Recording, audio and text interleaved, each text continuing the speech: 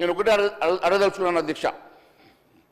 FRBM ప్రకారం రాష్ట్ర ప్రభుత్వం చేసినటువంటి అప్పులు 52,000 కోట్ల రూపాయలు అయితే ఇప్పుడు ఈ నెలలో ఇంకా తీసుకున్నటువంటి 4,000 కోట్లు కలిపితే 55,000 కోట్లు రాగా ఎఫ్ఆర్బిఎం పరిధిలో రాకుండా దొడ్డదారులు తీసుకున్నటువంటి అప్పుల గురించి ఇంత స్పష్టంగా మీరు సభాముఖంగా మనకు తెలియజేసిన తర్వాత ఇది ఎఫ్ఆర్బిఎం చట్టంలో రాకుండా ఏ రకంగా ఉంటుందని అడుగుతా ఉన్నాను అధ్యక్ష.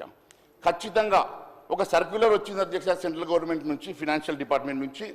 ఎనీ లోన్, ఏ లోన్ అయినా సరే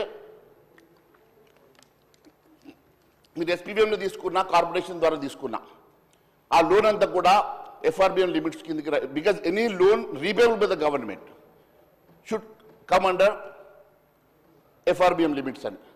అవన్నీ కాకుండా వీరు కేవలం ప్రైవేట్ లోన్స్ అనో, నాన్ గ్యారంటీ లోన్స్ అనో, గ్యారంటీ లోన్స్ అనో ఎఫ్ఆర్బిఎం పరిధిలో రాకుండా ప్రయత్నం చేసే లోన్స్ తీసుకొచ్చేసి రాష్ట్రాన్ని అధోగతి పాలు చేసే ప్రయత్నం చేస్తూ ఉన్నారు అధ్యక్ష. అది నిజంగా కూడా ప్రజాస్వామ్య విరుద్ధమని తెలియజేస్తూ ఉన్నాను అధ్యక్ష.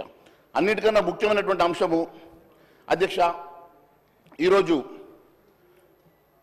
దాదాపు 400 ఎకరాల భూమి అధ్యక్ష, 400 ఎకరాల భూమిని ఈరోజు ప్రైవేట్ సంస్థలకి ఈరోజు తాకట్టు పెట్టి దాని ద్వారా 20,000 కోట్ల రూపాయలు అప్పు తీసుకొచ్చే ప్రయత్నం ఈ ప్రభుత్వం అయితే చేస్తూ ఉన్నది అధ్యక్ష.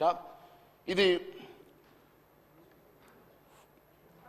ఫైనాన్స్ సంస్థలకు దాదాపు ఇది కోకాపేట, రాయదుర్గం ఎకరానికి 75 కోట్లు విలువ చేసేటువంటి భూమిని వీళ్ళు టీజీఐఐసికి దారాదత్తం చేసి దాన్ని ఎన్కాష్ చేస్తారా, తాకట్టు పెడతారా, తద్వారా మాకు 20,000 కోట్ల రూపాయలు లోన్ రావాలని చెప్పి శ్రీధర్ బాబు గారు, బట్టి విక్రమార్క గారు కాళ్ళకు గారెలు కట్టుకుని తిరుగుతూ ఉన్నారు అధ్యక్ష.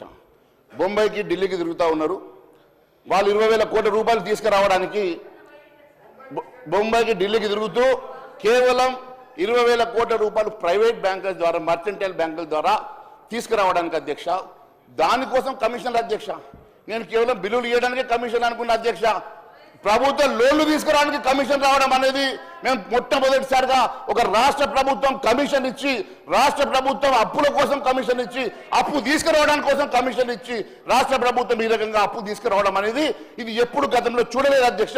రాష్ట్ర ప్రభుత్వానికి అప్పులు రావాలంటే మర్కెంటైల్ బ్యాంకులకు, బ్రోకర్లకు పర్సెంటేజ్ ఇచ్చి, బ్రోకర్లకు 2-3% ఇచ్చి ఈరోజు లోన్లు తీసుకునేటువంటి దుస్థితి, దుర్గతి రాష్ట్రానికి పట్టిందంటే ఇంతకైనా నీచం ఇంకొకటి లేదు అని తెలియజేస్తా ఉన్నాను అధ్యక్ష. అప్పుల విషయంలో బీఆర్ఎస్ బాటలోనే కాంగ్రెస్ పార్టీ నడుస్తుందని మరొకసారి మేము తెలియజేస్తా ఉన్నాం అధ్యక్ష.